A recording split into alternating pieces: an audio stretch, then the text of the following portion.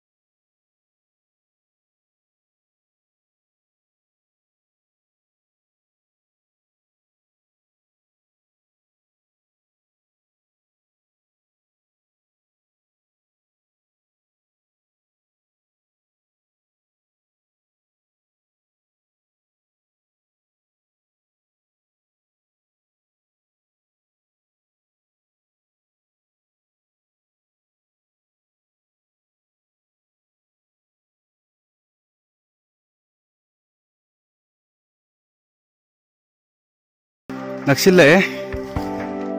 cinglon ahum angamba ahum lalaga lakpa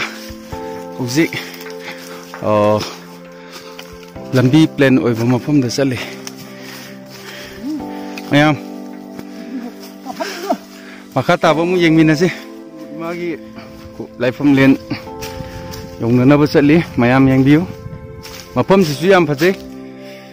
both side akogi content wa ngak tani horipsi aduga nakan sidana akoi santhak na chingba mayam hoy sida section le chatna bona da sawa ba ni mayam yengbiu makhai ani mu phajilak tore akoi hujik kongnu imagi laifam len ongchat asi mayam yengminasi mayam yengbiu hujik akoi kongnu imagi laifam len yorok tore masida akoi chatlibsi akoi keno tani un marak tani mayam yengbiu aspek pek lawe un jidi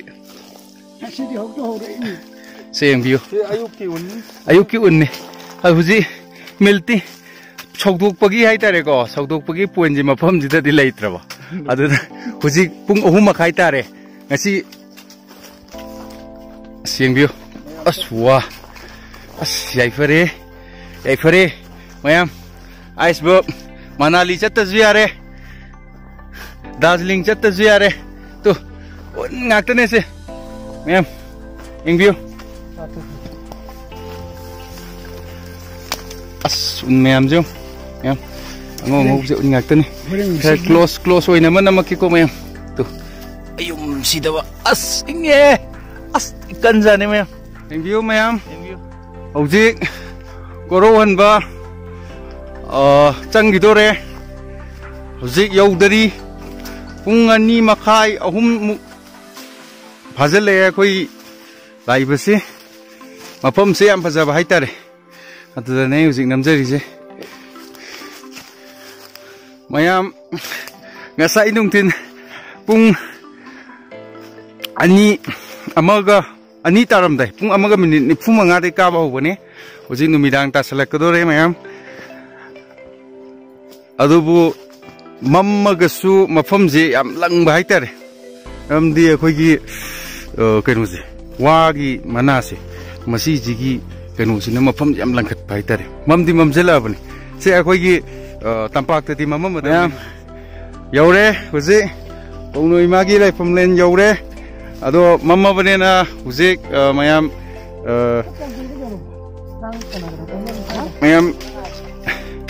sak amata uraroi horen teng kem saba loirakan amu yengminarse yaifaminarse ngasi kongnu imagi masai kol gi ahamba ayuk ni mayam yengminarse akoi ayuki akoi breakfast tauri mayam breakfast kaino bread chadraba hope oi soma kalum lurba bread lore se friski akoi siki frisni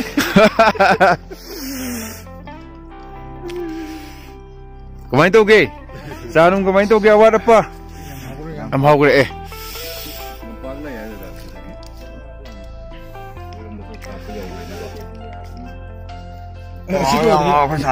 hore lore matang kongnu imagi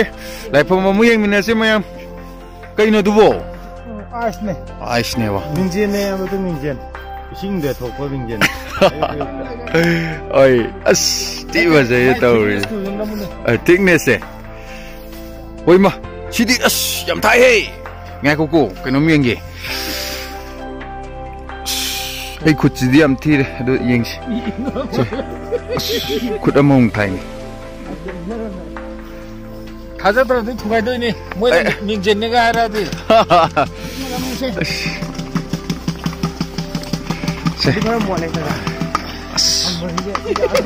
에이 시디 잉해 헤이 아스 까이 되게 시디 얌 잉자네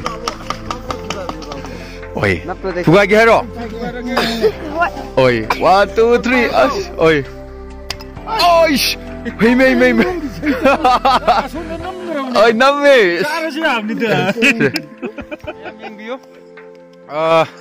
ai hujik chatlije pura iceberg ki mathakta ni hujik ayuk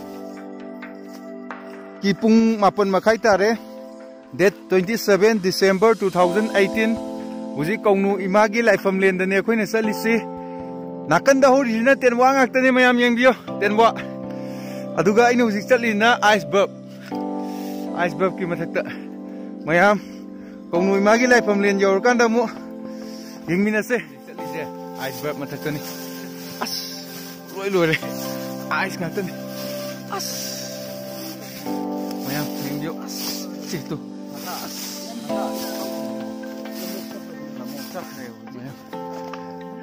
yang biyo yam phajaba hai tare ko famje ai koi hujik chalise pura ice mathak ni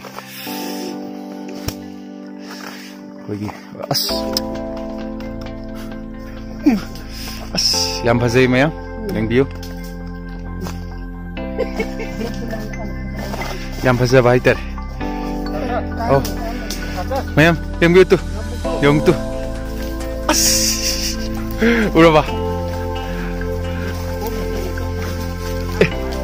nate puthani adum thamma mas ai chatli lambi je mo mayam si ek taw da ne putha de ni oi ma koi gi seli ba koi gi sinda turian da lakda ising je masi gi horok pham hai tare ko masi iceberg ngata onjen gere mayam yang biyo as mayam yang biyo hojik chatli lambi je as sampai tiron engkau purit loina segai bagi mong ni adu bu kong imagi masai kon jog da bayat de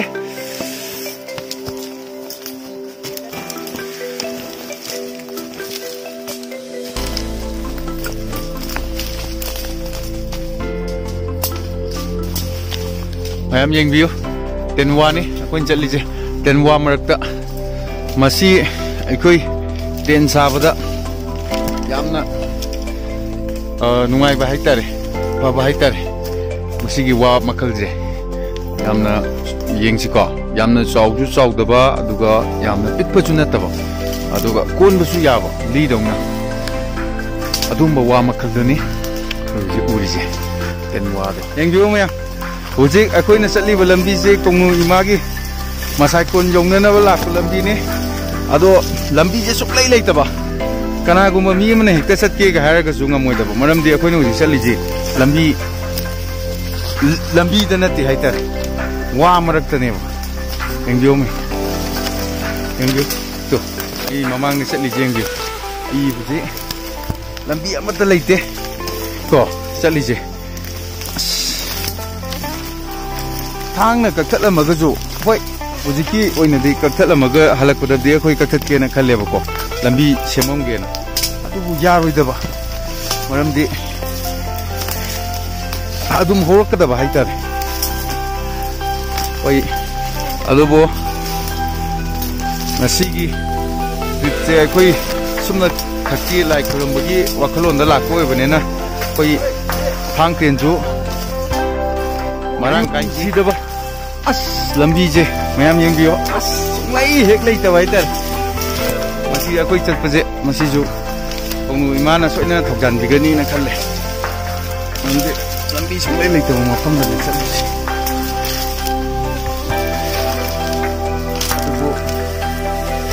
phi afawadi selaga tati da ma pham ji da maram di ti yengo den wa mayam jin na pallaga tiron ko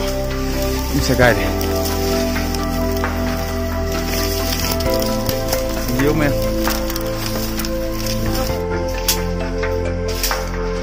yang dia lambi suk lai lem da wa haib dia ki nungju pantha han na semam bane lambi je akoi ado semam baje amuk la ku matam jong lambi je leiram da lambi yam kana semi lambi leitraba adu da ne ꯃꯁꯤꯗꯅꯤ ꯑꯩꯈꯣꯏ ꯆꯠꯇꯣꯏꯁꯤ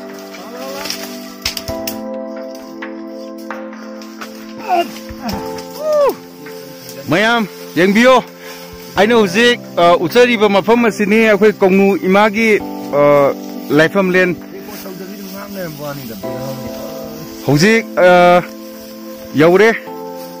ꯑꯩꯈꯣꯏ ꯉꯁꯥꯏ ꯋꯥꯅ ꯆꯠꯄꯗꯣ ꯄꯟꯊꯨꯡꯐꯝ ꯌꯧꯔꯦ ꯃꯔꯨꯑꯣꯏꯅ ꯁꯦꯀꯦꯟ world war ꯃꯇꯝꯗ ꯑꯩꯈꯣꯏꯒꯤ ꯖꯄꯥꯟꯒꯤ ꯄ꯭ꯂꯦꯟ ꯑꯃ ꯀꯥꯏꯈꯤ ꯍꯥꯏꯕ ꯃꯐꯝ ꯑꯗꯨꯃꯛꯇꯅꯤ ꯑꯩꯈꯣꯏꯅ ꯍꯧꯖꯤꯛ ꯅꯦꯠꯂꯒ ꯆꯠꯂꯤꯕꯁꯤ ꯃꯌꯥꯝ ꯌꯦꯡꯕꯤꯌꯨ ꯃꯁꯤ ꯑꯩꯈꯣꯏ ꯄ꯭ꯂꯦꯟ ꯀꯥꯏꯈꯤꯕꯗꯣ ꯃꯁꯤ ꯃꯐꯝꯁꯤꯗꯅꯤ ꯑꯩꯈꯣꯏ ꯀꯧꯅꯨ ꯏꯃꯥꯒꯤ ꯄꯨꯈ꯭ꯔꯤ ꯑꯣꯏꯕ ꯃꯐꯝꯁꯦ ꯌꯥꯝꯅ ꯃꯔꯨ ꯑꯣꯏꯕ ꯃꯐꯝꯁꯨ ꯑꯣꯏꯕ ꯃꯌꯥꯝ ꯍꯧꯖꯤꯛ ꯑꯩꯈꯣꯏ ꯀꯧꯅꯨ ꯏꯃꯥꯒꯤ ꯈꯨꯕꯝ ꯌꯧꯔꯦ ꯃꯌꯥꯝ ꯑꯩꯈꯣꯏ ꯀꯧꯅꯨ ꯏꯃꯥꯗ ꯍꯧꯖꯤꯛ ꯃꯊꯪ ꯃꯅꯥꯎ ꯅꯥꯏꯅ ꯑꯩꯈꯣꯏ ꯂꯥꯛꯃꯤꯟꯅꯔꯤꯕ ꯑꯩꯈꯣꯏ ꯌꯦꯔꯣ ꯏꯅꯥꯠ ꯀꯟꯕ ꯂꯨꯞꯀꯤꯀꯣ ꯊꯧꯃꯤ ꯂꯣꯏꯅꯅ ꯑꯩꯈꯣꯏꯒꯤ ꯇꯣꯉꯥꯟ ꯇꯣꯉꯥꯟꯕ ꯑꯩꯈꯣꯏ ꯃꯔꯨꯞ ꯃꯄꯥꯡꯁꯤꯡ ꯌꯥꯎꯅ ꯂꯥꯛꯄ ꯈꯣꯡꯆꯠ ꯑꯁꯤꯒꯤ ꯑꯩꯈꯣꯏꯒꯤ ꯑꯔꯣꯏꯕ ꯄꯟꯊꯨꯡꯐꯝ ꯍꯥꯏꯇꯥꯔꯦ ꯌꯧꯔꯦ ꯍꯧꯖꯤꯛ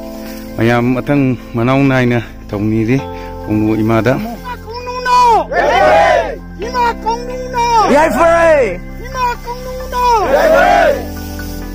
꽁누 이마나 야이프레이 꽁누 이마나 야이프레이 강레이 뽀삐 이마나 야이프레이 살라이 따레티 피라나 ꯃꯌꯥꯝ ꯌꯦꯡꯕꯤꯌꯨ ꯃꯁꯤꯅꯤ ꯀꯧꯅꯨ ꯏꯃꯥꯒꯤ ꯄꯨꯈ꯭ꯔꯤ ꯍꯥꯏꯁꯦ ꯑꯗꯨꯕꯨ ꯃꯐꯝꯁꯦ ꯃꯤ ꯊꯧꯅꯤꯕ ꯌꯥꯝ ꯂꯥꯛꯇꯕꯅ ꯃꯔꯝ ꯑꯣꯏꯔꯒ ꯑꯩꯈꯣꯏ ꯀꯩꯅꯣ ꯇꯦꯟꯋꯥ ꯉꯥꯛꯇ ꯍꯧꯖꯤꯜꯂꯦ ꯑꯗꯣ ꯃꯌꯥꯝ ꯌꯦꯡꯕꯤꯌꯨ ꯑꯅꯤꯁꯨꯕ ꯅꯨꯃꯤꯠꯀꯤ ꯑꯍꯥꯟꯕ ꯆꯥꯛꯂꯦꯟ ꯃꯌꯥꯝ ꯍꯥꯎꯕ ꯍꯥꯎꯇꯕꯁꯤꯗꯤ ꯃꯌꯥꯝꯗꯒꯤ ꯈꯪꯒꯅꯤ ꯑꯗꯨꯕꯨ ꯌꯥꯝ ꯍꯥꯎꯅꯗꯤ ꯁꯤꯟꯈꯤꯕꯅꯤ ꯈꯪꯃꯤꯟꯅꯁꯤꯀꯣ ꯆꯥꯕ ꯍꯧꯕ ꯃꯤ ꯌꯥꯎꯔꯦ ꯑꯩꯈꯣꯏꯒꯤ ꯀꯦꯝꯞꯁꯤꯒꯤ ꯈ꯭ꯋꯥꯏꯗꯒꯤ ꯌꯪꯒꯔ ꯁꯨꯄꯔ ꯁ꯭ꯇꯥꯔ ꯔꯣꯛ ꯁ꯭ꯇꯥꯔ ꯀꯃꯥꯏ ꯇꯧꯏ ꯍꯥꯏ ai nào kamai taugi chanupa ha hawe kamai tauge hawi ko ngasi ke ke hinjang tauge nang hawai ne ngang kok dan ne alu ne tau ma la oh kai no sanau to nam cha to ro to ngom ga to oi as ame kamai tauge ngakhui kamai tauge sabana yadre siring di jahol ko oi amo kamai tauge yam hau bro kamai tauge hau ti ga hek to male oh yellow inat kan balukki khogi thogurel oriba yamna kemjigi yam maru ba thodang lobiriba injang kamai tauge oh tare ko alright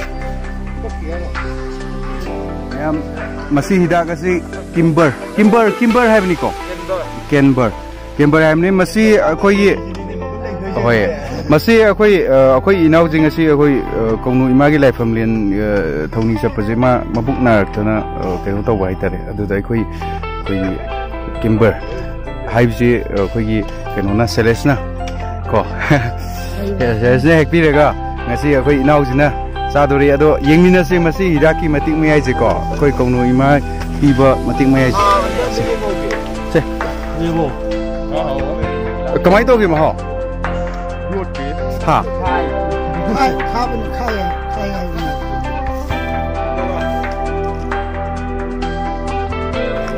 hai ba da yam kan ra ising thakuro si saloi ka oh horen minute kya amuk le ga phagani mai ja oh pungai amuk le ga mayam yeng minute kuntra chana phare hojik kamai to gi after reaction uchi na ba phagre aseng goi ro hai ngai de hai di ya ka thu yan ni la ko da ngai ka thu lai pung na ba oi ai ing ba gi budi ba ngani na ri to oi ado kamai to ga phai nungsit thadu kan na phari ra kamai dai ki sai yi khoi yam ba senesna pit ki ba hidak to oi oi ꯑꯩꯁꯨ ꯀꯥꯎꯔꯦ ꯀꯦꯝꯕꯔ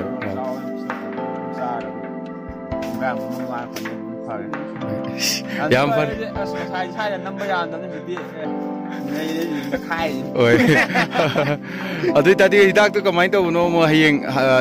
ꯃꯈꯥ ꯀꯨꯝꯃꯒ ꯍꯪꯃꯤꯟꯅꯔꯁꯦꯀꯣ ꯍꯌꯦꯡ ꯑꯩꯈꯣꯏꯁꯨ ꯍꯌꯦꯡ ꯆꯤꯡ ꯆꯠꯄ ꯃꯇꯝꯗ ꯈꯪꯅꯕꯀꯣ ꯐꯔꯦ ꯐꯔꯦ ꯌꯥꯝ ꯅꯨꯡꯉꯥꯏꯔꯦ ꯃꯌꯥꯝ ꯍꯧꯖꯤꯛ ꯍꯟꯅꯅꯕ ꯄꯣꯠ ꯆꯩ ꯄꯦꯛꯀꯤꯡ ꯇꯧꯅꯔꯤ ꯃꯌꯥꯝ ꯌꯦꯡꯃꯤꯟꯅꯁꯤꯀꯣ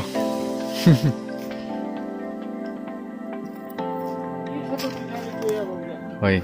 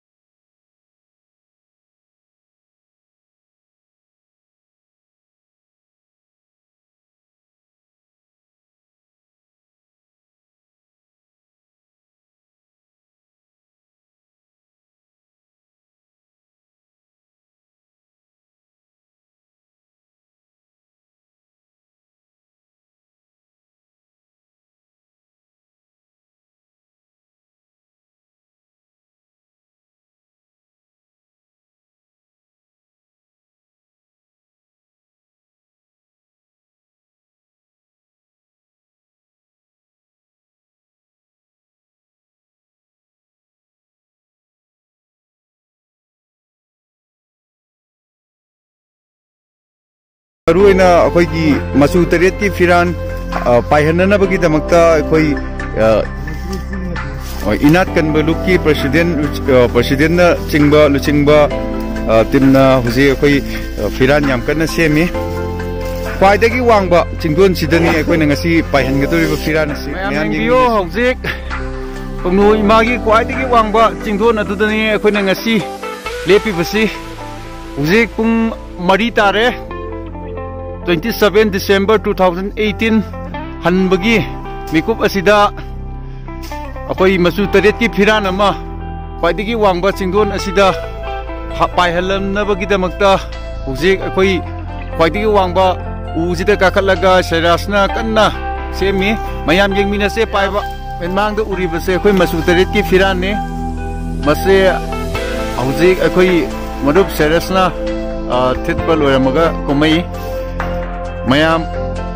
अमुतंग लाउमिनसे पुन्ना सलाई तरेत फिराना सलाई तरेत फिराना कोंगनु इमाना सलाई पोपी इमाना सितांग 23 December 2018 अरोइबा नुमित की हलकपगी खोंगचेत की अरोइबा मिकुपनी मयाम हौजे अखोई मचु तरेत की फिरान ख्वाइदगी वांगबा कोंगनु इमागी चिंगदोंदा पाइहलमबा मतुंगदा हुजे अखोई गाड़ी तमना